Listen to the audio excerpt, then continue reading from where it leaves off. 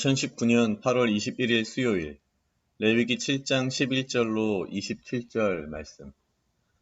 여호와께 드릴 화목 제물의 규례는 이러하니라. 만일 그것을 감사함으로 드리려면 기름 섞은 무교병과 기름 바른 무교 전병과 고운 가루에 기름 섞어 구운 과자를 그 감사 제물로 함께 드리고 또 유교병을 화목제의 감사 제물과 함께 그 예물로 드리되 그 전체의 예물 중에서 하나씩 여호와께 거제로 드리고 그것을 화목제의 피를 뿌린 제사장들에게로 돌릴지니라. 감사함으로 드리는 화목제물의 고기는 드리는 그날에 먹을 것이요 조금이라도 이튿날 아침까지 두지 말 것이니라. 그러나 그의 예물의 제물이 서원이나 자원하는 것이면 그 제물을 드린 날에 먹을 것이요 그 남은 것은 이튿날에도 먹되 그 제물의 고기가 셋째 날까지 남았으면 불사를지니 만일 그 화목제물의 고기를 셋째 날에 조금이라도 먹으면 그 제사는 기쁘게 받아 드려지지 않을 것이라. 드린 자에게도 예물답게 되지 못하고 도리어 가증한 것이 될 것이며 그것을 먹는 자는 그 죄를 짊어지리라. 그 고기가 부정한 물건에 접촉되었으면 먹지 말고 불사를 것이라. 그 고기는 깨끗한 자만 먹을 것이니 만일 몸이 부정한 자가 여호와께 속한 화목제물의 고기를 먹으면 그 사람은 자기 백성 중에 끊어질 것이요 만일 누구든지 부정한 것 곧 사람의 부정이나 부정한 짐승이나 부정하고 가증한 무슨 물건을 만지고 여호와께 속한 화목제물의 고기를 먹으면 그 사람도 자기 백성 중에서 끊어지리라. 여호와께서 모세에게 말씀하여 이르시되 이스라엘 자손에게 말하여 이르라. 너희는 소나 양이나 염소의 기름을 먹지 말 것이요 스스로 죽은 것의 기름이나 짐승에게 찢긴 것의 기름은 다른 데는 쓰려니와 결단코 먹지는 말지니라. 사람이 여호와께 화제로 드리는 제물에 기름을 먹으면 그 먹는 자는 자기 백성 중에서 끊어지리라. 너희가 사는 모든 곳에서 새나 짐승의 피나 무슨 피든지 먹지 말라. 무슨 피든지 먹는 사람이 있으면 그 사람은 다 자기 백성 중에서 끊어지리라. 아멘. 오늘 레위기는 이제 화목제물에 대한 이야기와 몇 가지 하지 말아야 하는 제사와 관련돼서 하지 말아야 되는 이야기들을 합니다.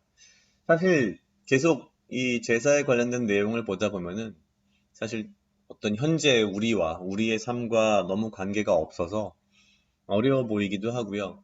또 내용적으로 봤을 때 어떤 하지 말라라고 하는 행동이 굉장히 구체적이고 자세합니다. 그러다 보니 이 제사라는 것의 어떤 여러 가지 의미를 행동적인 것만으로 보게 되는 경향이 있는 것 같습니다. 아마도 과거 유대인들도 그래서 이런 행위 중심의 어떤 믿음이라고 하는 것이 너무 이렇게 자세하게 나와 있는 하지 말라는 것들에 초점을 맞추다 보니 그렇게 된 것 같은 부분도 있는 것 같고요.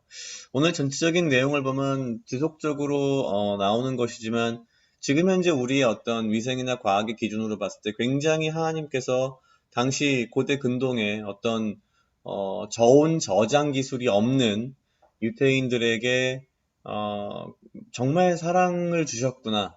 사전에 어떤 과학적인 지식이 없어도 이건 하지 마라, 저건 먹지 마라라고 하는 많은 부분들이 상당수가 위생적인 부분과 관련이 있는 것 같습니다. 근데 다른 부분들은 또 이제 뭐가 있냐면요. 사실은 이런 위생이라든지 여러 가지 다른 것들이 있지만, 뭐 죽은 짐승, 뭐 이런 것들, 기름, 뭐 이런 것들이 있지만, 그 외에 다른 것들을 보면 부정한 사람, 부정한 짐승, 부정한 물건 등등등 여러 가지 다른 부분들이 있습니다.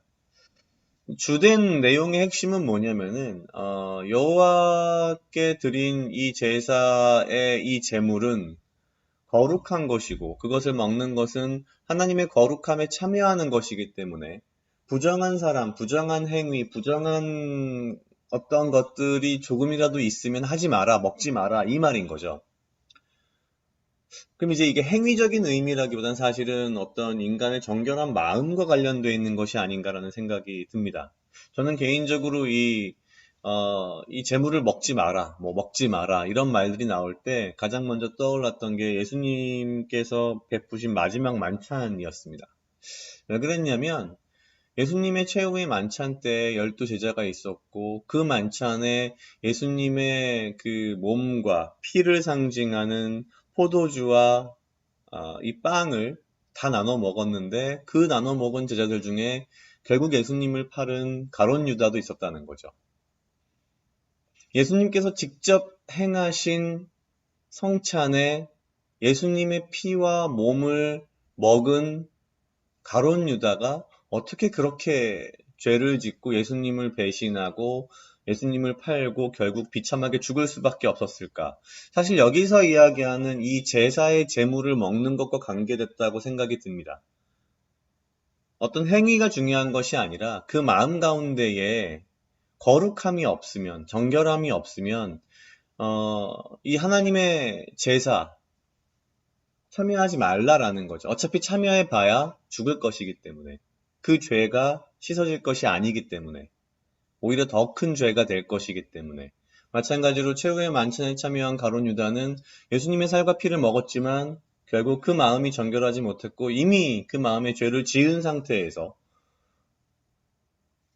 그 성찬에 참여했기 때문에 결국 비참하게 죽을 수밖에 없는, 그런 면에서 봤을 때 지금 저의 삶을 본다면은 어떤 주일날 예배를 참여하는 것, 이런 것뿐만 아니라 제 삶의 어떤 예배, 제 삶의 제사를 들여다봤을 때 어찌 보면 내가 얼마나 많이 봉사했고, 내가 얼마나 많이 헌신했고, 내가 얼마나 많이 헌금을 했고, 내가 얼마나 이런 것들을 행위적으로 잘 지켰고가 중요하다기보다는 물론 중요하겠지만 더 중요한 것은 내가 내 삶 속에서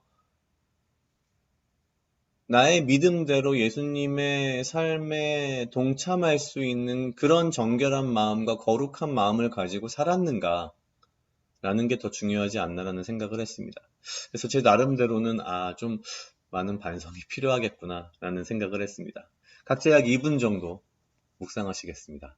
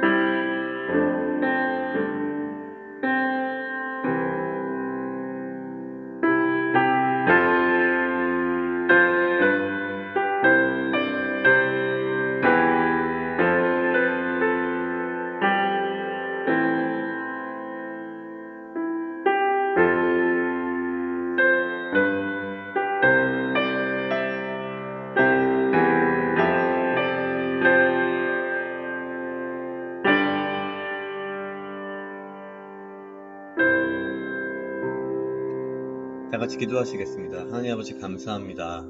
주여, 이 하루도 나와 동행하여 주시옵소서. 주님, 나로 하여금 사랑하게 하시옵소서. 나를 해하려 하는 그 어떠한 무리들로부터 나를 지키고 보호하여 주시며, 내가 주님의 지혜와 명철로 이 하루를 살아가게 하시고 나에게 필요한 건강과 육체적 강건함을 주여 허락하여 주시옵소서.